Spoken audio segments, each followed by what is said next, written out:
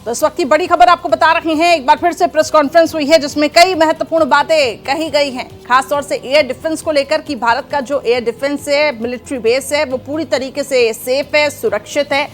लेकिन पाकिस्तान को एक कड़ा संदेश दिया गया है। जो नापाक हरकत पाकिस्तान बार बार कर रहा है, कल भी खबर सामने आई। दो सहयोगी इस वक्त मेरे साथ जुड़ चुके हैं। कृष्ण मोहन शर्मा जी भी हमारे साथ बने हुए हैं, इसके साथ एक और सहयोगी मेरे साथ बने हुए हैं, राकेश। सीधे हम पहले कृष्ण मोहन शर्मा जी आपकी तरफ रुख करेंगे। आज इस प्रेस कॉन्फ्रेंस को आप किस तरीके से देखते हैं? पाकिस्तान को फिर से एक कड़ा संदेश यहां से देने की कोशिश की गई है जी।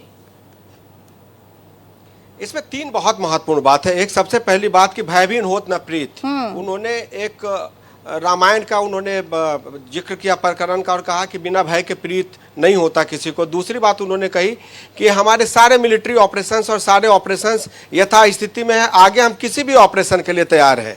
और तीसरी जो बहुत महत्वपूर्ण बात उन्होंने कही कि हमारे मल्टी लेयर्स इतने मजबूत हैं कि अगर कोई गलती से अंदर आ भी जाता है तो उसको किसी न किसी से सामना पड़ेगा, और भारत की सरहद और यहाँ की जनता सुरक्षित है। बिल्कुल, आपने ठीक कहा कृष्ण मोहन शर्मा जी। लेकिन इसमें पाकिस्तान की तरफ से जो बार बार वायलेशन हो रहा है, उसको लेकर भी एक बात कही गई कि भारत आतंकवाद के खिलाफ अपनी लड़ाई लड़ता रहेगा। देखिए, जो डीजीएमओ ने कहा या जो यहाँ पे बैठे हुए ले थे, सभी लोगों ने कहा कि उनकी लड़ाई पाकिस्तान से नहीं है, उनकी लड़ाई आतंकवाद से है। लेकिन जो घृणित काम पाकिस्तान ने ये किया है कि वो आतंकवादियों के साथ आ गए, इसलिए उनको पनिश किया गया है। उन्होंने कहा कि जल, नभ और थल सब जगह पे उनको ध्वस्त किया गया, और हमने अपने बाउंड्री से सब कुछ किया, हम अपने सीमा में रह के हमने किया। तो उनका मकसद साफ था कि आतंकवाद को अगर आप बढ़ावा देंगे, जितनी बार बढ़ावा देंगे और आतंकवाद का जितना साथ देंगे, बार बार आपके साथ यही होगा और आपका यही असर होगा। एक बात उन्होंने बहुत अच्छी कही कि हर युद्ध जो है वो पीछे से अलग होता है। तो ईश्वर न करे कि आगे कोई युद्ध होगा, लेकिन आगे कोई युद्ध होगा तो और बहुत ही भयावह युद्ध होगा। बिल्कुल, एक यहाँ से कड़ा मैसेज दिया गया है। राकेश भी हमारे साथ बने हुए। राकेश, आइए, ये जो प्रेस कॉन्फ्रेंस थी, इसमें साफ तौर से संदेश यही है कि पाकिस्तान अगर अपनी हरकतें नहीं रोकता है तो पाकिस्तान को मुंह की खानी पड़ेगी। एक कड़ा मैसेज ये है कि हम सिविलियंस को नहीं, हम आतंकवाद को खत्म कर रहे हैं। पाक जो ये प्रोपेगेंडा फैला रहा है, ये दरअसल झूठा है, बेबुनियाद है। ये जो तस्वीरें कई सामने आई कि भारत को इतना नुकसान पहुंचा, पाकिस्तानी मीडिया के हवाले से जो खबरें सामने आ रही हैं, इस पर भी साफ स्पष्ट किया कि भारत का जो मिलिट्री बेस है वो पूरी तरीके से सुरक्षित है। जी देखिए, इस प्रेस कॉन्फ्रेंस की जो सबसे बड़ी बात थी कि ये भारत को चेतावनी दे दिया है कि ऑपरेशन सिंदूर अभी थमा नहीं है, यानी कि हमारी सेना अभी भी तैयार है।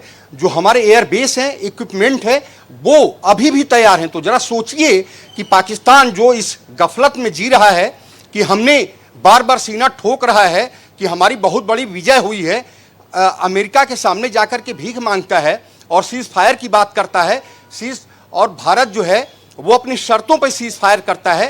तो आज सेना ने अपनी जो डीजीएमओ हो, चाहे वो एयर के हों, जल, थल, वायु, तीनों के जो डीजी ऑपरेशंस हैं, उन्होंने साफ कर दिया कि देखिए हमारी सेना ने मिल करके, यहाँ तक कि बीएसएफ की भी तारीफ की। तो जरा सोचिए कि पाकिस्तान को किस तरीके से मुंह की खानी पड़ी, और लगातार जो है वो ये कह रहा है कि हमारी जीत हुई है। तो ये पूरी तरीके से गलत है, और पूरे साक्ष्यों, एविडेंस के साथ सेना ने ये पीसी की और बताया कि कहां कहां हमने लगातार सेना की पीसी वो चल रही है। कल भी हुई थी, आज भी हुई। तो साफ तौर पे कहा जा सकता है कि अभी भी जो भारतीय सेना है वो तैयार है, और किसी भी आक्रमण का वो मुंह तोड़ जवाब देने के लिए तैयार है। जी बिल्कुल, यहाँ से सीधे तौर पे ये कहा गया है कि ये युद्ध अभी थमा नहीं है, क्योंकि अगर सामने से हमले होंगे तो अब घर पे घुसकर इन आतंकियों को खदेड़ने की कोशिश होगी।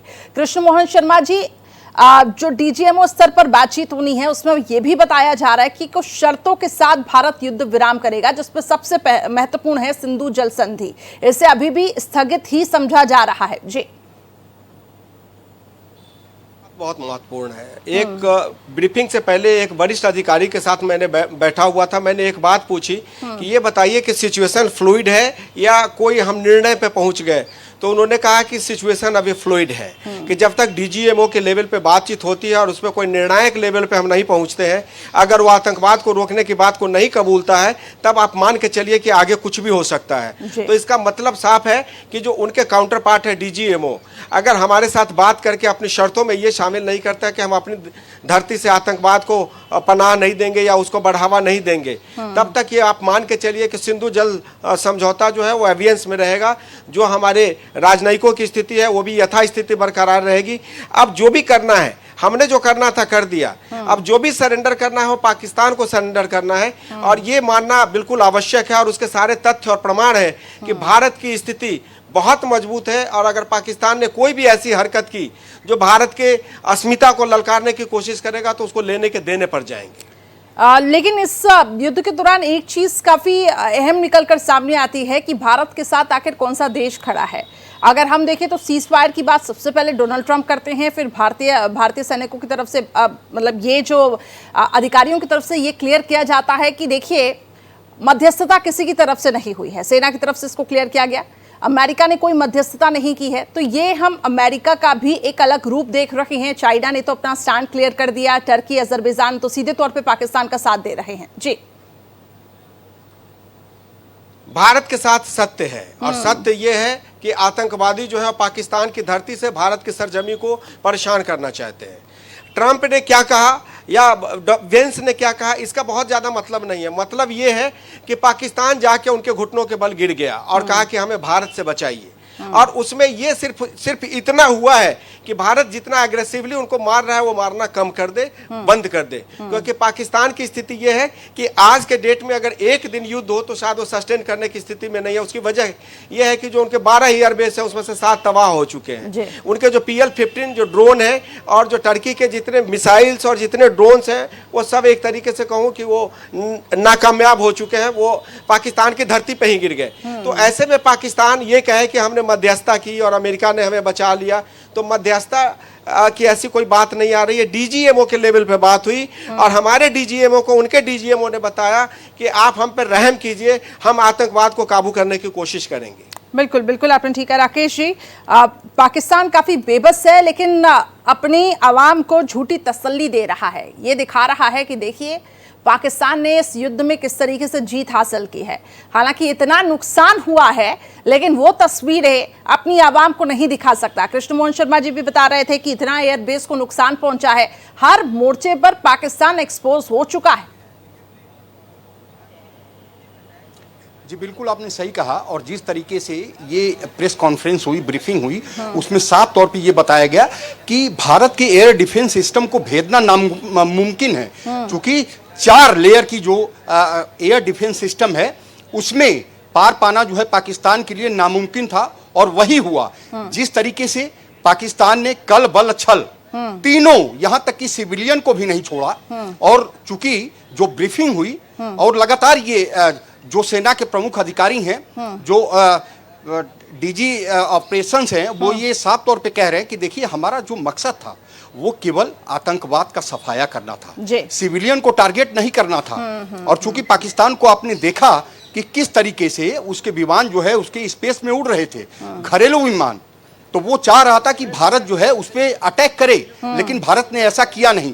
भारत को अपनी जिम्मेदारी का एहसास था, बिल्कुल, और भारत ने वही निभाया। जी, एक खबर भी जो सामने आ रही है कि जो डीजीएमओ की प्रेस कॉन्फ्रेंस है वो अब से जिस तरीके से ये जो प्रेस कॉन्फ्रेंस हुई उसमें कई महत्वपूर्ण बातें भी बताई गई।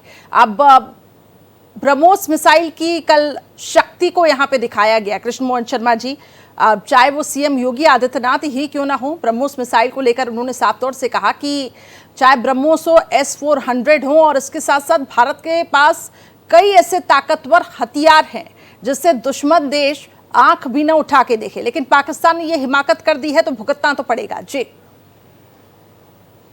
देखिए, इसमें बहुत इंटरेस्टिंग फैक्ट है। अगर हम बात ब्रह्मोस की करें तो ब्रह्मोस इस तरीके से लैस है कि अगर उसको कोई रेडार इंटरसेप्ट कर रहा होगा तो वो अपनी रास्ता बदल सकता है, और उसके निशाने सटीक थे।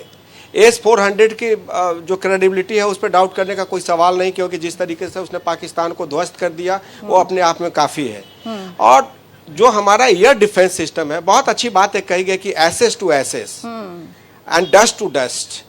इससे लड़ाई के बाद भी अगर आप अंदर आओगे तो हमारे जो 3 लेयर है, चाहे वो BSF हो, आर्मी हो, उसके बाद एयर हो या हमारी आर्टिलरी हो जो थल सेना है, कहीं ना कहीं आपका मुकाबला होगा और हम आपको वहीं पे ध्वस्त कर देंगे। तो मैसेज साफ था कि जो हमारे पास, अगर टेक्नोलॉजी की बात करें, वॉरफेयर टेक्नोलॉजी की बात करें हमारे पास, तो हमारी टेक्नोलॉजी उनसे कई 100 गुना बेहतर थी।